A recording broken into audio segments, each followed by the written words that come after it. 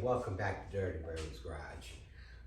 Today's video is going to be a little bit about some electrical work.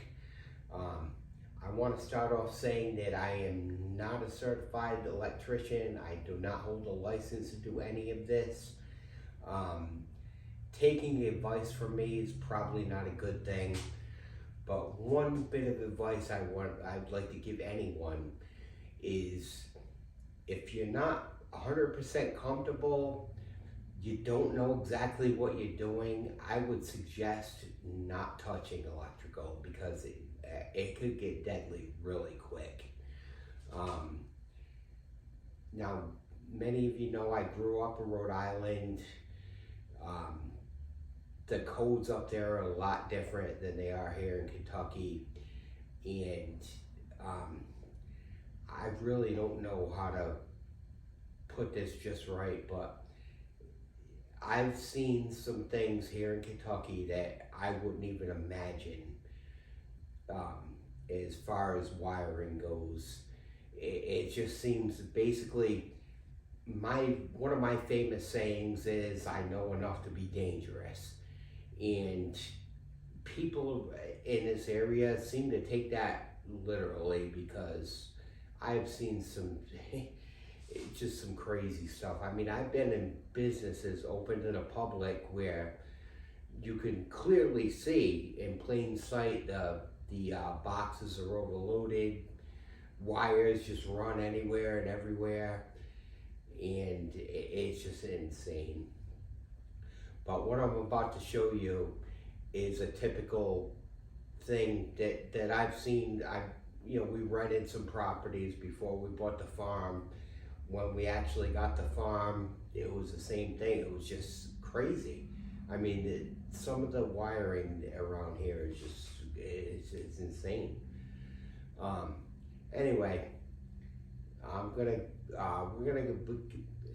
gonna be running some new lights in here today, and I'm gonna show you what is currently here that should not be here, and we're gonna go from there with it.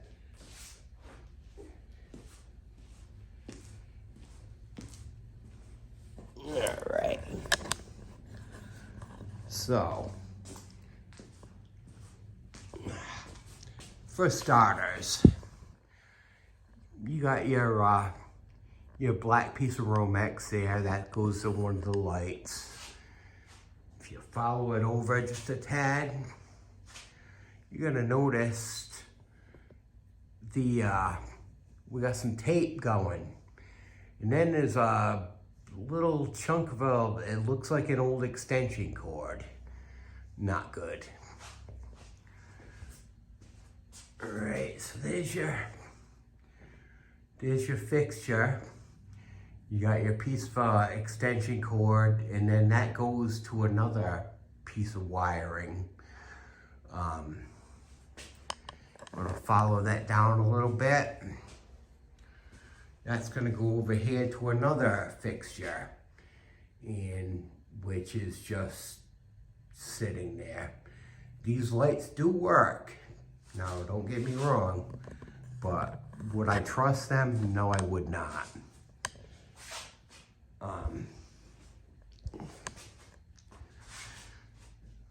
Now back to the original thing there. You're gonna notice where it's taped up and everything. There's only 2 wires going to that fixture. It's missing one very important feature, and that is the ground. There is no ground going to that. Now, normally, if you were to install a fixture as such, put this on the board. This is called a junction box. And that way you're able to tie a ground into it. You're gonna secure all your wires completely, and it'll be a much better setup. As right now, these the way that thing's set up, that fixture is actually just bolted to the wood. The screws are basically touching the wood, or if not, they're very close. So it wouldn't take much. A little bit of a spark would actually, it burn this garage down. I mean, this garage was built in probably the 50s, 60s, something to that area. And it wouldn't take much. A good spark, you know, let that thing burn for a little bit. This garage would go up and that'd be the end of it. So anyway, we're gonna go ahead. First thing I'm gonna do is I'm gonna tear this whole nonsense out of here. And then we're gonna go from there with it. So we'll see you in a few minutes here. All right, so here's what we got going on so far. Got a little spacer there and another one over there. I'm gonna be running a 8-foot light across this beam, and those spacers are basically so I can shift the light over a little bit. And what I'm going to do, we're gonna go ahead and there's a beam that runs lengthwise.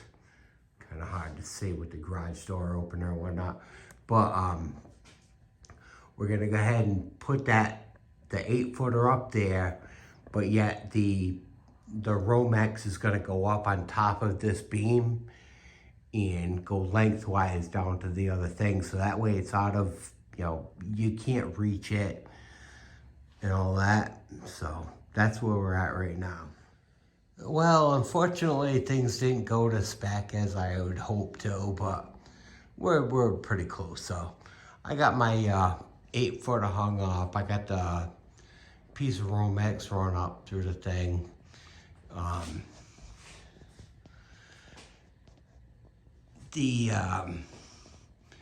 One of the main faults here, right here, I had a 4-foot section I thought that I could hang a 4-foot light from.